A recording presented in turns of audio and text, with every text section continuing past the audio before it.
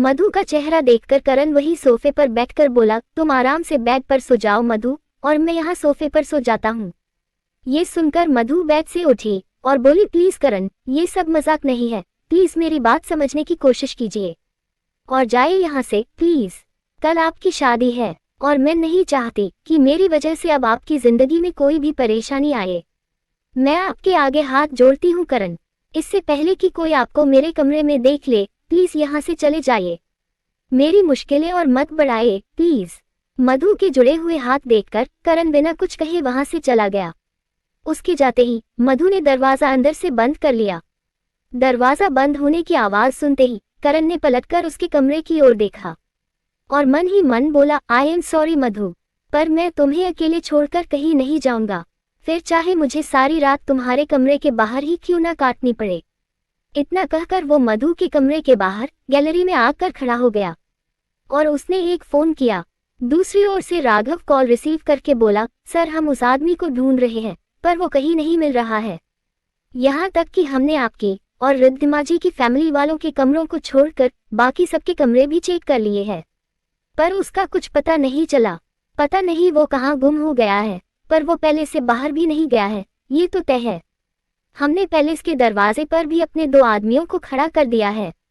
यहाँ जितने भी वर्कर्स काम कर रहे हैं उनमें से किसी के पैर में चोट तो नहीं लगी, ये पता करो। करण कुछ पल सोचकर बोला, जी सर। राघव के इतना कहते ही करण ने कॉल कट कर दी। इधर ऋषभ अपने पैर में लगी चोट को देखते हुए गुस्से में बोला, इतनी बड़ी गलती कैसे हो गई ऋषभ तुझसे?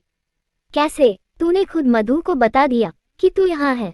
अगर उसने करण को सब कुछ बता दिया होगा तो करण तुझे छोड़ेगा नहीं, पर मुझे ये समझ नहीं आ रहा कि करण वहां पहुंचा कैसे और उसे पता कैसे चला कि मैं मधु को जबरदस्ती वहां लेकर गया था। करण तो कल रिद्धिमा से शादी कर रहा है, तो फिर उसे मधु की इतनी फिक्र क्यों है? मधु ने तो करण को देखा भी नहीं था, तो फिर उसे कैसे पता चला कि बाहर वही उसे ढूंढ रहा है? वो करण का नाम लेकर ही क्यों चीखी? मधु करण से प्यार करती है, ये तो मैं कल रात ही जान चुका हूँ, पर करण, उसके दिल में मधु के लिए क्या फीलिंग्स है ये पता करना अब और ज्यादा जरूरी हो गया है। इतना कहकर उसने अपने पैर में लगी चोट पर पट्टी की और उठकर जाने लगा, पर दरवाजे पर पहुंचकर वो अचानक रुक गया। उसने कुछ पल सोचा और फिर बोला, अगर मधु और करण के बीच सच में कुछ हुआ तो अब तक तो मधु ने करण को मेरे बारे में सब कुछ बता दिया होगा और वो मुझे ही ढूंढ रहा होगा।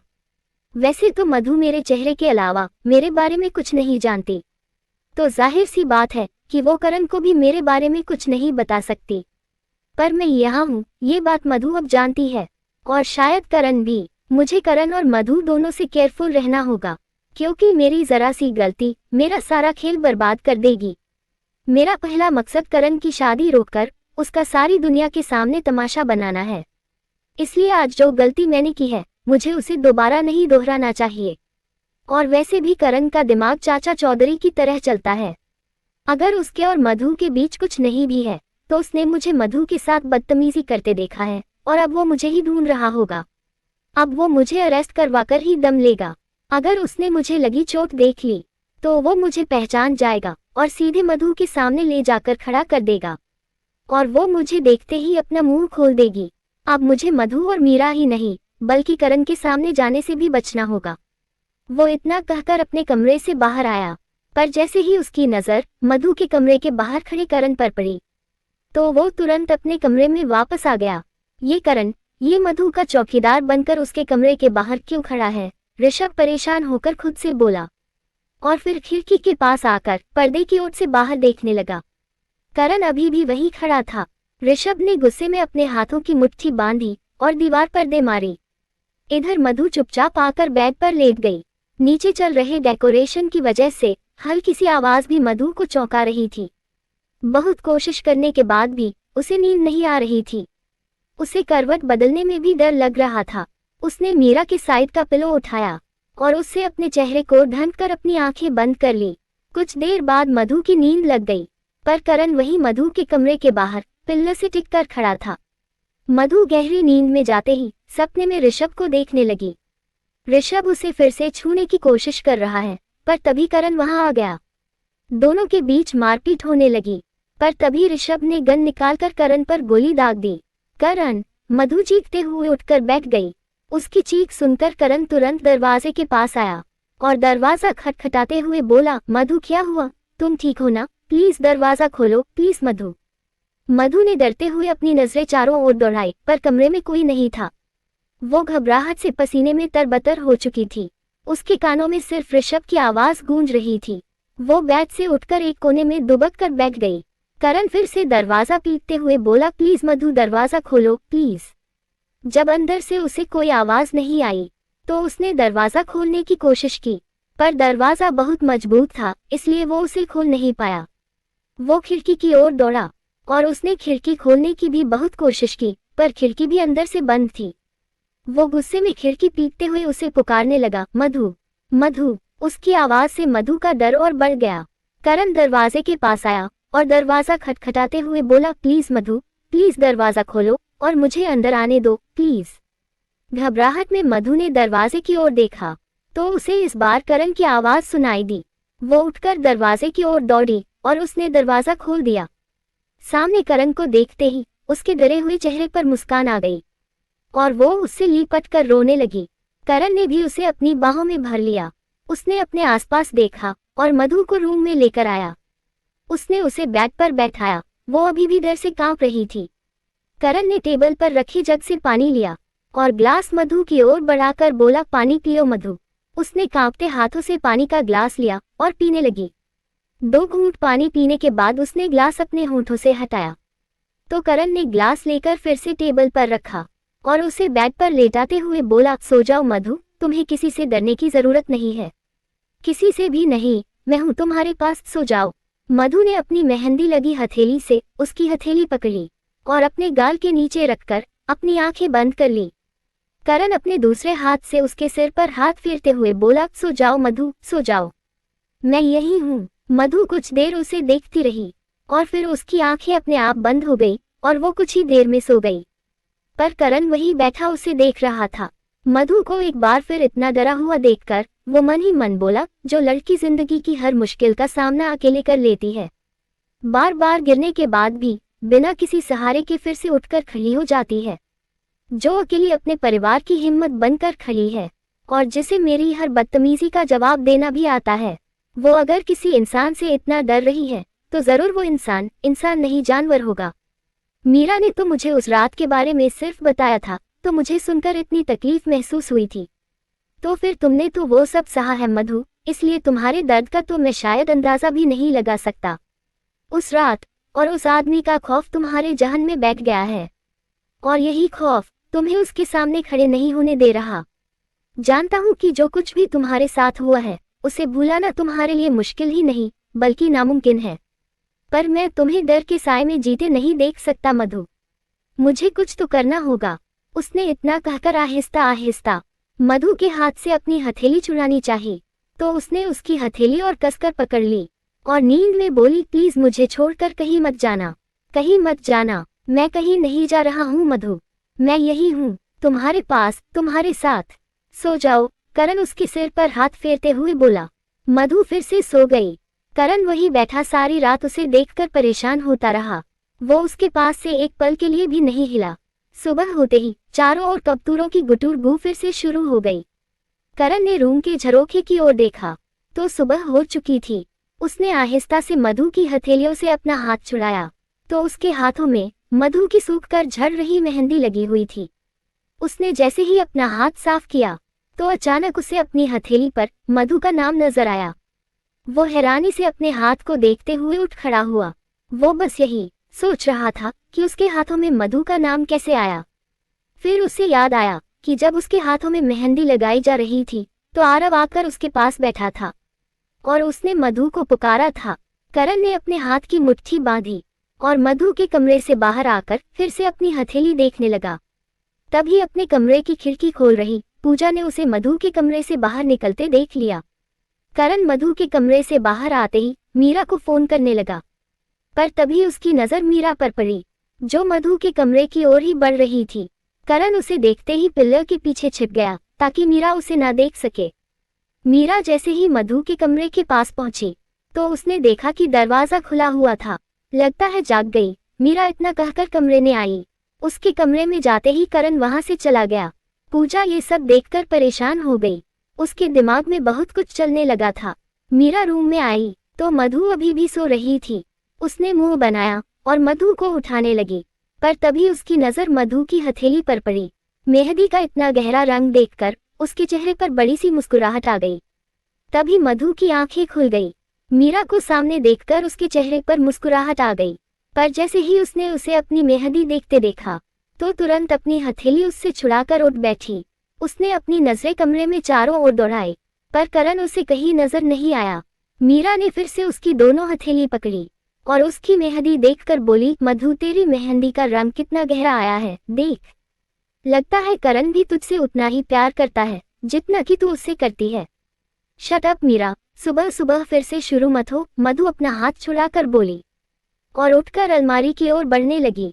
तो मीरा भी उठ खड़ी हुई। मधु तू दरवाजा खुला करके सोई थी क्या? उसके इतना पूछते ही मधु के हाथ रुक गए और उसे बीती रात याद आ गई। तभी मीरा फिर से बोली, जब मैं आई तो दरवाजा खुला हुआ था और तू सो रही थी। मधु ने जल्दी से अलमारी से अपने कपड़े निकाले और बोली, मैं दरवाजा बंद करके ही सोई थी मीरा, पर तेरे आने से पहले जाग भी गई थी।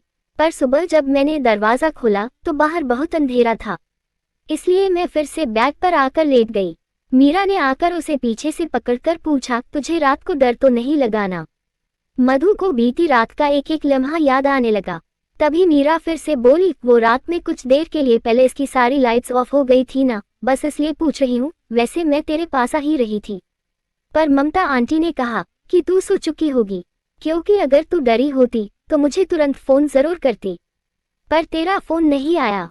तो उन्हें लगा कि अगर मैं तुझे फोन करूंगी तो तू जाग जाएगी और फिर डर जाएगी, इसलिए मैंने तुझे फोन नहीं किया।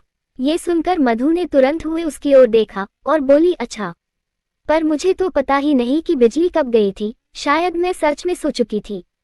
अच्छा, अब अगर तेरी इंक्वायरी खत्म हो गई हो तो मैं जाकर नहा लूं, क्योंकि मुझे पूजा करने मंदिर भी जाना है।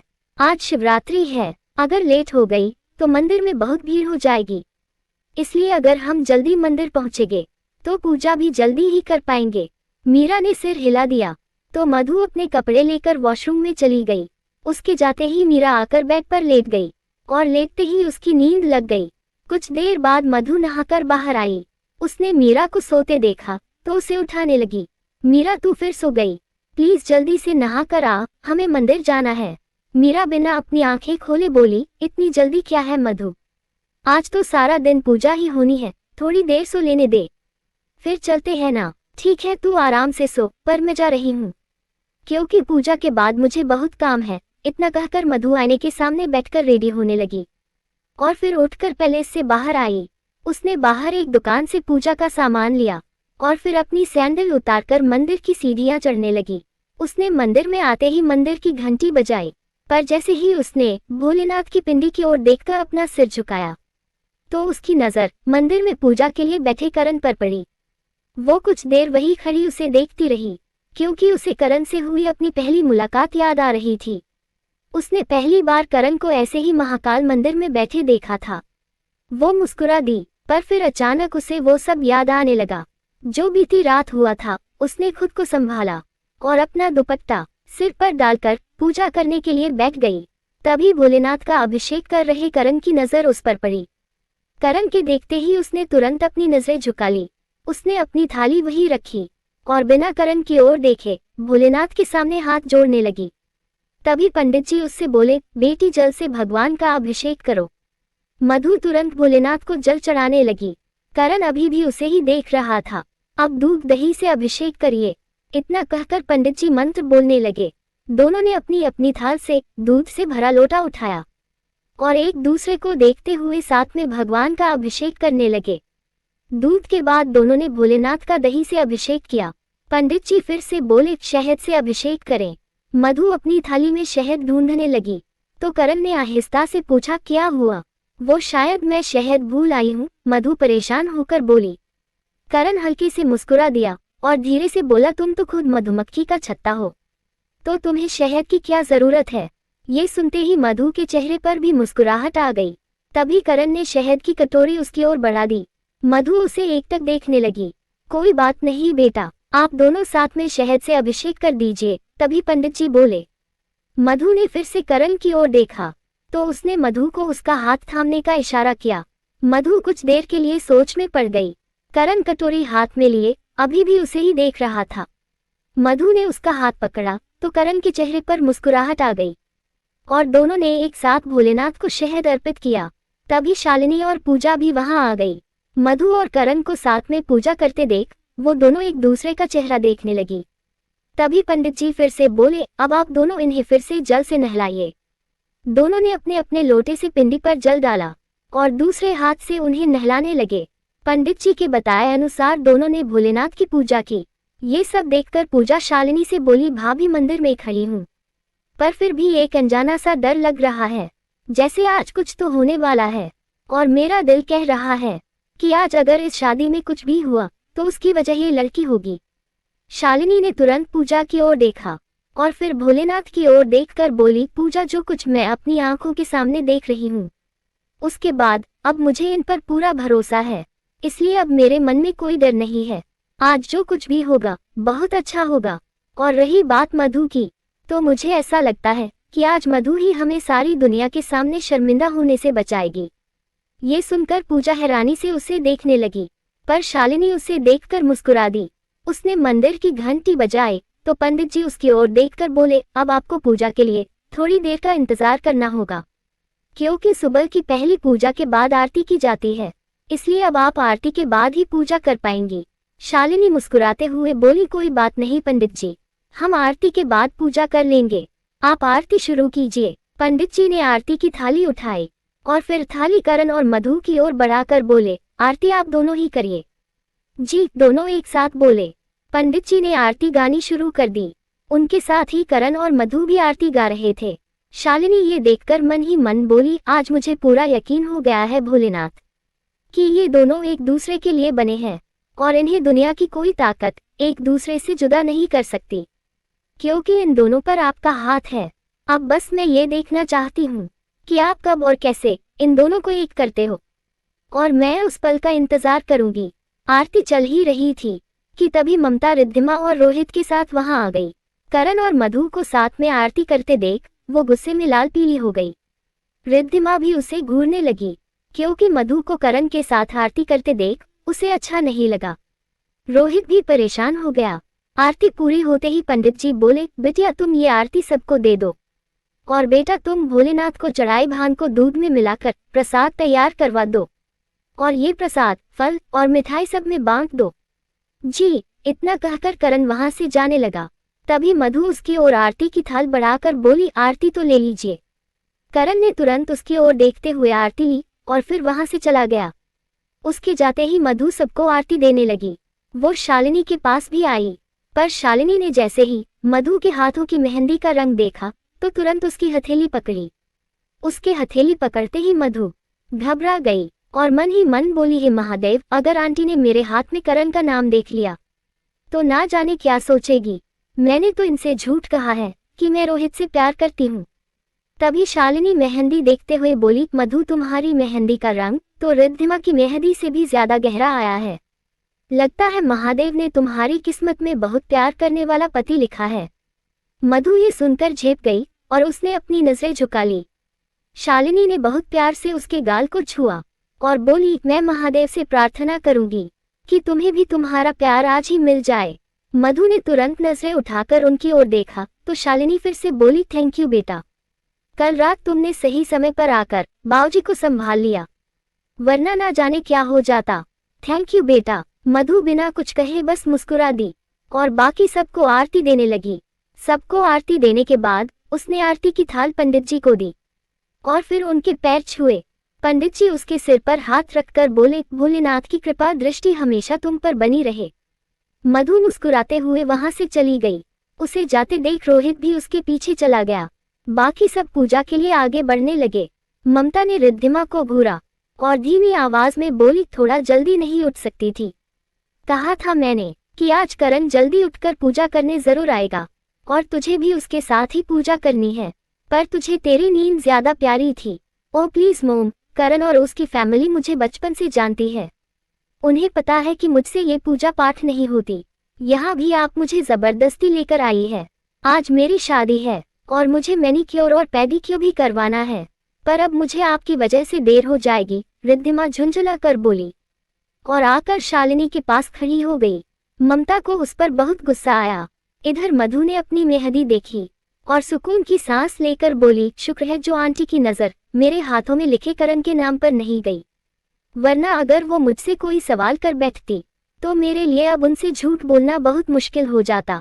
तभी हिमांशु उसके पास आकर बोला, मधु शादी के मंडप का डेकोरेशन वैसे तो हो चुका है, पर मैं चाहूंगा कि तुम एक बार जाकर मंडप का डेकोरेशन खुद देख लो, और अगर तुम्हें कुछ भी चेंजेस करने हो तो तुम कर सकती हो।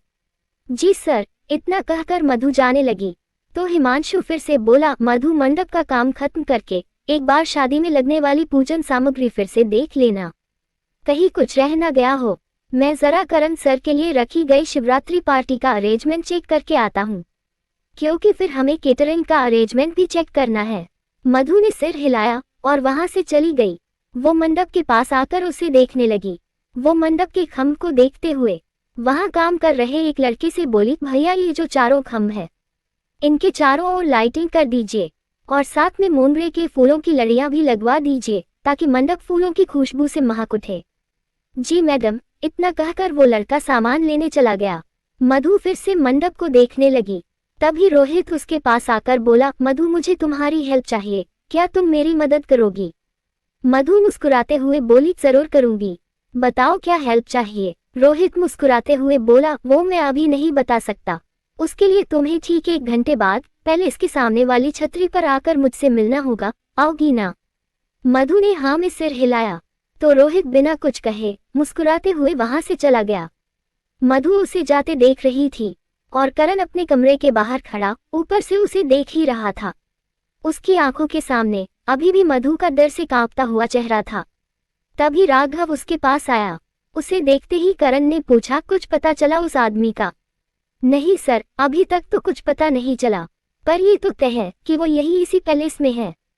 या तो वो मेहमान बनकर यहाँ आया है या वो हमारे यहाँ आने से पहले ही यहाँ आ चुका था, क्योंकि मैंने खुद आपके वेडिंग प्लानर से यहाँ काम करने वाले सारे वर्कर्स की लिस्ट लेकर एक एक को चेक किया है, किसी को कोई चोट नहीं आई है, राघव बोला। करण मधु की ओर देखकर सोच में पड़ गया और फिर बोला, तुम मधु के आसपास ही रहना, अब वो तुम लोगों की नजरों से ओझल ना होने पाए, और रही बात उस आदमी की तो उसे मैं खुद ढूंढ लूंगा। जी सर, राघव सिर हिलाकर बोला। तो करण ने उसकी ओर देखा, आज शाम को यहाँ जितने भी गेस्ट आएंगे उन पर बारीकी से नजर बनाए रखना, क्योंकि हो सकता है कि कल रात वो आदमी पैलेस से बाहर निकलने में कामयाब हो गया हो, पर आज इतने मेहमानों के बीच वो मधु तक बहुत आसानी से पहुंच सकता है, इसलिए कोई गलती मत करना, समझे? यस सर, राघव बोला। करण ने उसे जाने का इशारा किया तो वो तुरंत वहां से चला गया। उसके जाते ही करण फिर से मधु को देखने लगा, एक वर्कर से बात करते हुए। मधु की नजर करण पर पड़ी जो उसे ही देख रहा था। उसे देखते ही उसे फिर से वही सब याद आने लगा कि कैसे वो डर के करण से लिपट गई थी और कैसे करण ने उसका ध्यान रखा था। उसने अपनी नजरें झुकाए और वहां से चली गई। उसके जाते ही करण भी उसके पीछे जाने लगा, पर तभी वो अपने कमरे से बाहर आ रहे ऋषभ से टकरा गया। ऋषभ लड़खड़ाने लगा, पर करण उसे पकड़ते हुए बोला, संभल कर, अगर मेरी वजह से गिरे तो जिंदगी में दोबारा कभी नहीं उठ पाओगे। ऋषभ ने गुस्से से अपनी बांह उससे छुड़ाई और बोला, मेरी फिक्र छोड़ो और अपनी फिक्र करो, आज शादी है तुम्हारी, कहीं पिछली बार की तरह इस बार भी तुम्हारी बारात को बिना दुल्हन के ही इंदौर वापस न लौटना पड़ जाए। इतना कहकर वो जाने लगा। तभी करण उसे रोकते हुए बोला, 1 मिनट ऋषभ। ऋषभ के कदम रुक गए। करण ने उसके पास आकर पूछा, तुम लड़खड़ाए कैसे? तुम्हें कहीं चोट लगी है क्या? उसके इतना पूछते ही ऋषभ की आंखें बड़ी बड़ी हो गई, पर करण आकर उसके सामने खड़ा हो गया तो ऋषभ ने उसे घूरते हुए पूछा, क्या बात है, तुम्हें बहुत फिक्र हो रही है मेरी? करण ने अपने हाथों की घड़ी बांधी और उसे घूरते हुए बोला, मुझे सीधे सवाल का सीधा जवाब देने वाले लोग ज्यादा पसंद है, तो सीधे सीधे बताओ कि तुम लड़खड़ाए क्यों, और कल रात जब सारी लाइट्स ऑफ हुई थी तो तुम कहाँ थे? उसके सवाल सुनकर ऋषभ मन ही मन बोला, जिस बात का डर था वही हुआ, इसे सबसे पहले मुझ पर ही शक हुआ। करण ने उसे सोच में डूबा देखा तो फिर से पूछा, तुम ठीक हो? ऋषभ ने अकड़ते हुए जवाब दिया, तुम्हारे सवालों के जवाब देना मैं जरूरी नहीं समझता, समझे तुम। इतना कहकर ऋषभ वहां से जाने लगा, पर करण ने उसकी बाह पकड़ ली। कल रात लाइट्स ऑफ होने का फायदा उठाकर किसी ने मधु के साथ बदतमीजी करने की कोशिश की थी, पर मैं वहां टाइम पर पहुंच गया और वो आदमी भागने लगा, पर मैंने उसे पकड़कर बहुत पीटा। उसके पैर पर मैंने बहुत जोर से एक वास फेंक कर मारा था। ओह, अब समझ आया कि तुमने सुबह सुबह ये इंक्वायरी कमीशन क्यों खोल रखा है। पर तुम्हारी जानकारी के लिए मैं तुम्हें बता दूं कि मधु जैसी 2 टके की लड़कियां तुम्हें ही सूट करती है। ऋषभ खुराना की चॉइस तुमसे कहीं ज्यादा ऊपर है। वो अगर किसी लड़की के साथ टाइम पास भी करता है तो उसने भी क्लास होती है। मधु जैसी लड़कियां तुम्हारे बैग पर तुम्हें ही मुबारक हो। ऋषभ के इतना कहते ही करण ने गुस्से में उसके मुंह पर बहुत जोर से मुक्का मार दिया और फिर उसकी कॉलर पकड़कर बोला, साले तेरी हिम्मत कैसे हुई मधु को लेकर ऐसी बकवास करने की। ऋषभ ने भी उसकी कॉलर पकड़ ली और दोनों में हाथापाई होने लगी। उन्हें लड़ता देख शालिनी, शांति, पूजा, आरव और अतुल भागते हुए वहां आ गए। आरव करण को पकड़कर बोला, भैया छोड़िए उन्हें। करण, छोड़ ऋषभ को, छोड़ उसे। शालिनी करण और ऋषभ को अलग करते हुए बोली, पर करण ने फिर से ऋषभ के पेट में लात मारी और बोला, दोबारा अगर ऐसी बकवास की तो मैं तुझे जान से मार दूंगा। क्या गलत कहा मैंने? नहीं था तू सारी रात मधु के साथ उसके कमरे में? ऋषभ के इतना पूछते ही सबके चेहरों के जैसे रंग उड़ गए और सब करण को हैरानी से देखने लगे। करण भी ये सुनकर शांत हो गया। अतुल ऋषभ के पास आए और उन्होंने गुस्से में उससे पूछा, पागल हो गया है क्या? बकवास किए जा रहा है। ऋषभ ने खुद को छुड़ाकर अपनी कॉलर ठीक की और करण को घूरते हुए बोला, बकवास नहीं है ये चाचू, सच्चाई है आपके चहेते भतीजे की, जो आज रिद्धिमा से शादी कर रहा है और कल पूरी रात मधु के साथ था। और अगर आपको मेरी बातें झूठ लग रही हो तो आप सब सच इसी से जान लीजिए, क्योंकि आप सबको मैं हमेशा झूठा और ये सच्चा लगता है। तो ये ही आपको बता देगा कि कल रात ये मधु के साथ था या नहीं। ये सब सुनकर शालिनी ने करण की बांह पकड़कर पूछा, क्या तू कल रात मधु के साथ उसके कमरे में था? करण ने कोई जवाब नहीं दिया और ऋषभ को घूरने लगा। शालिनी गुस्से में बोली, मैं तुझसे कुछ पूछ रही हूँ। करण, क्या तू कल रात मधु के साथ था? नहीं, करण ने जवाब दिया। तो ऋषभ उसे हैरानी से देखने लगा। करण ने उसे घूरा और फिर से बोला, नहीं था मैं मधु के साथ, पर हाँ, कल रात जब लाइट्स ऑफ हो गई थी तो मैं उसे उसके रूम तक छोड़ने जरूर गया था। झूठ, एकदम झूठ। मैंने तुझे खुद कल रात मधु के कमरे के बाहर देखा था। ऋषभ गुस्से में बोला। तो करण पलटकर बोला, मधु के कमरे के बाहर देखा था ना, अंदर तो नहीं देखा। ऋषभ गुस्से में उसे घूरने लगा, पर वही खड़ी पूजा करण को हैरानी से देख रही थी। वो मन ही मन बोली, अगर ऋषभ ने भी करण को मधु के कमरे के बाहर देखा है तो इसका मतलब करण सच में कल पूरी रात मधु के साथ ही था। पर करण तो कभी झूठ नहीं बोलता, फिर ये झूठ क्यों बोल रहा है? तभी करण गुस्से में ऋषभ के पास आया और बोला, तेरे इस झूठ का अगर तेरे पास कोई सबूत हो तो दिखा दे सबको, शायद तब तेरी बकवास पर सबको यकीन हो जाए। उसके इतना कहते ही ऋषभ तुरंत शालिनी के पास आया, चाची मैं सच कह रहा हूँ, ये कल पूरी रात मधु के साथ ही था, प्लीज आप तो मेरा यकीन कीजिए। आप जानती है कि मैं आपसे कभी झूठ नहीं बोलता, प्लीज ट्रस्ट मी चाची। शालिनी उसकी ओर देखकर बोली, ऋषभ इस वक्त मैं इस बारे में कोई बात नहीं करना चाहती। ये पहले इस मेहमानों से भरा हुआ है, इसलिए अच्छा यही होगा अगर तुम दोनों अपना ये झगड़ा यही खत्म कर दो। और रही बात मधु की, तो मैं उसे बहुत अच्छे से जानती हूँ। वो लड़की कभी कोई ऐसा काम नहीं कर सकती जिससे कोई उस पर उंगली उठाए, और तुझे भी बिना किसी सबूत के किसी लड़की के चरित्र पर उंगली नहीं उठाना चाहिए बेटा। पर चाची, ऋषभ फिर से बोला, पर तभी शांति ने उसे बीच में टोक दिया, शालू ठीक कह रही है ऋषभ, तुम दोनों अपनी ये तनातनी जग जाहिर ना करो, वही अच्छा होगा। वैसे भी तुम दोनों सगाई में भी बहुत तमाशा कर चुके हो, शादी में ना ही करो तो बेहतर होगा। तेरे डैड को अगर ये सब पता चला तो वो तुझ पर बहुत गुस्सा करेंगे, तू चल मेरे साथ।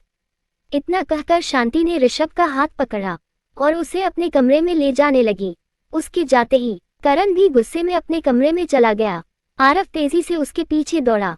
सबके जाते ही पूजा ने इधर उधर देखा और बोली, भाभी मैंने शांति भाभी और ऋषभ के सामने कुछ नहीं कहा, पर मैंने भी आज सुबह करण को मधु के कमरे से बाहर आते देखा था। ये सुनकर अतुल और शालिनी दोनों पूजा को देखने लगे।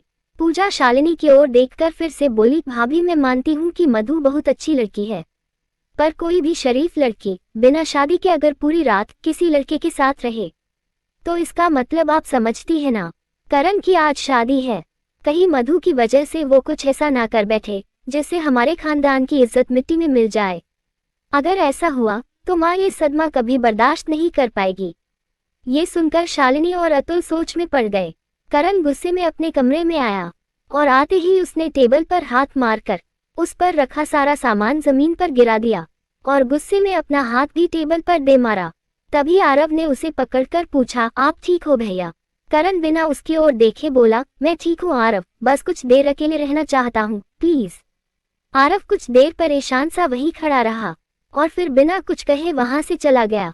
उसके जाते ही करण ने गुस्से में अपना हाथ फिर से टेबल पर दे मारा और बोला, कहा था मधु ने मुझसे कि मेरे रूम से चले जाइए, पर मैंने उसकी बात नहीं मानी, पर मेरे पास कोई और रास्ता भी तो नहीं था, मैं उसे इस हालत में अकेले कैसे छोड़ देता।